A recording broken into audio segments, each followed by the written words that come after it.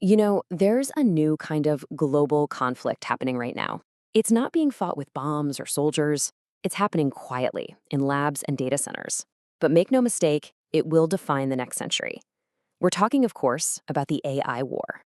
When J. Robert Oppenheimer saw the first atomic bomb go off, he knew the world would never be the same. That quote, it marked the dawn of a completely new kind of power.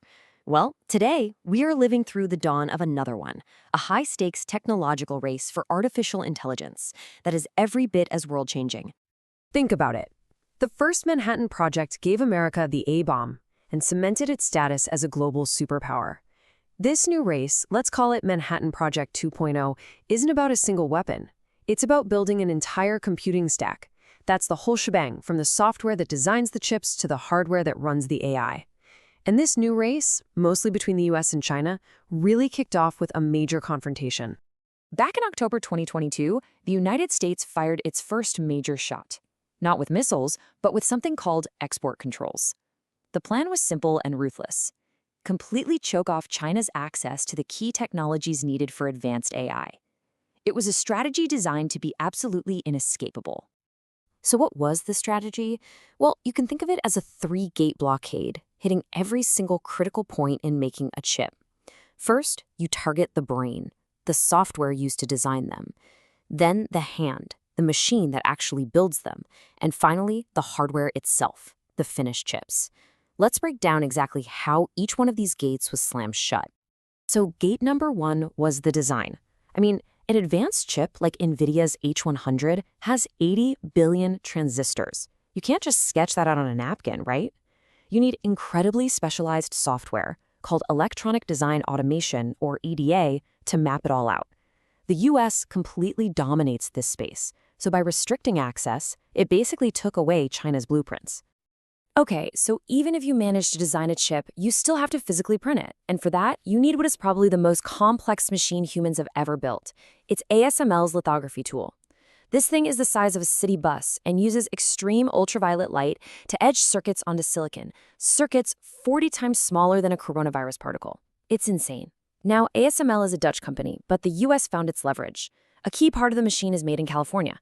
And just like that, Gate 2 is closed. No machines for China. The final gate was the finished product. The US government just drew a line in the sand.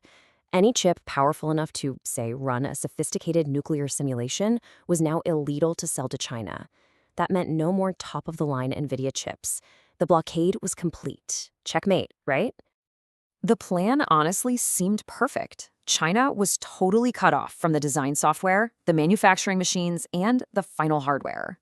It really looked like the AI race was over before it even got started. But Washington made one huge, fundamental miscalculation. And this is really the key to the whole story. How could a plan that seemed so airtight, so comprehensive, just not work as intended? What did the strategists get wrong? Here it is. This was the mistake. The US treated this like a business problem. It assumed Chinese companies were driven by quarterly profits, and that sanctions would make their business models collapse. But for China, this wasn't about the next earnings report.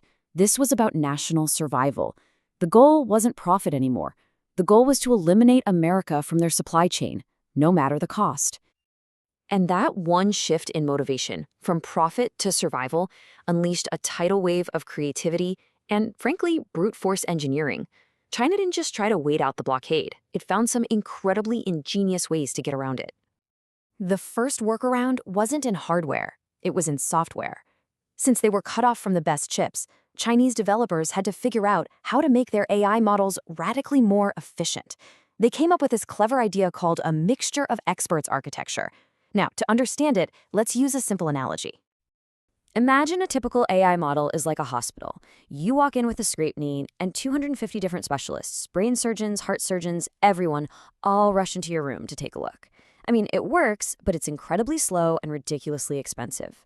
The new Chinese model, DeepSeek, is like a hospital with a really smart receptionist. She sees your knee, pages only the knee doctor, and the other 249 specialists just stay in the break room drinking coffee.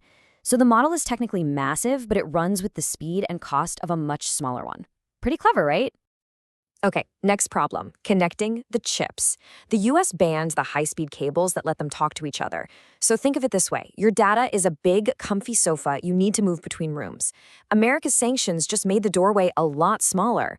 So what did China do? They figured out how to compress the sofa into a flat-pack IKEA box. Basically, they turned the data into a zip file and slipped it right through the tiny door. But all these clever software tricks can only take you so far. They still needed hardware. So they adopted what you could call an ant colony strategy. Instead of one super powerful NVIDIA chip, they just wired together thousands of less powerful domestic chips. Now, this gets the job done, but it has one massive, massive drawback. It uses 4 times more electricity and costs a fortune to keep cool. And this created a colossal new problem: energy. Look, a strategy that burns 4 times the power is only going to work if you can make your electricity 4 times cheaper. And this is where the Chinese state played its ultimate trump card, using the country's own geography to its advantage. To solve this energy crisis, China looked inward, at its own map. The country is basically 2 different worlds. You've got the East, which is super crowded. 94% of the people live on less than half the land. But then you have the West, vast, empty, and perfect for building absolutely enormous energy projects without anyone really noticing or complaining. And the scale of what they're doing is it's hard to wrap your head around. They launched the Gobi Desert project, and they're installing millions of solar panels and wind turbines. The goal? 450 gigawatts of power. To put that in perspective, that is more energy than Germany and Brazil produce combined. It's more than the entire peak demand of India. They are literally turning a barren desert into a gigantic battery. And the state put serious money behind this. They offered a 50% discount on that cheap electricity to any data center that used Chinese-made chips.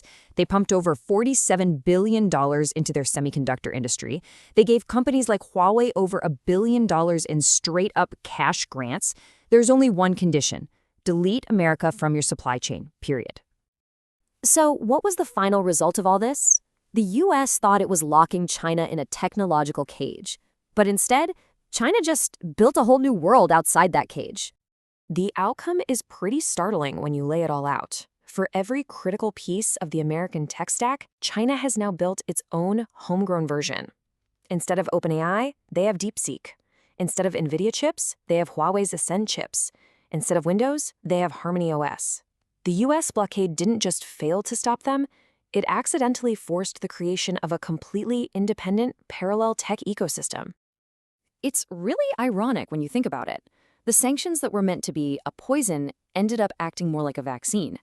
Sure, they made China's tech industry sick for a year or so, but the end result was the development of a powerful immunity to any future pressure. So what are the big lessons from this whole saga? Well, first, for a determined country, sanctions can actually spark innovation instead of causing a collapse. Second, a fight for national survival is a much, much more powerful motivator than a fight for quarterly profits. And finally, in a technological race that eats up mountains of electricity, the ultimate advantage goes to whoever controls the energy. And that leaves us with a huge question for the future. As AI becomes more and more critical for everything from the economy to national defense, this link between computing power and energy is only going to get stronger. The rules of the game have changed. So how will the rest of the world adapt to a race where the ultimate resource isn't just silicon anymore, but sunlight and wind?